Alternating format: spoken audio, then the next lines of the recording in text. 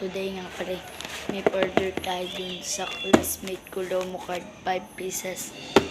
And pogs na 5 pieces, 25 I think. Oh, is 20 pieces. Yan guys, natin siya ilalagay sa yung takip niya. Hindi yung takip niya. Hindi yung mga tayo.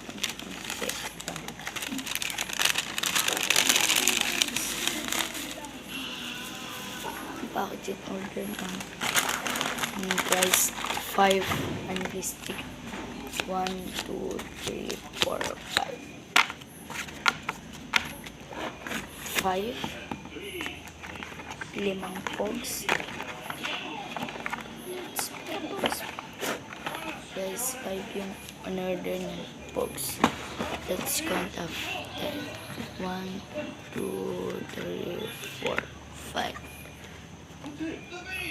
Dito twist ka na siya sa babaw.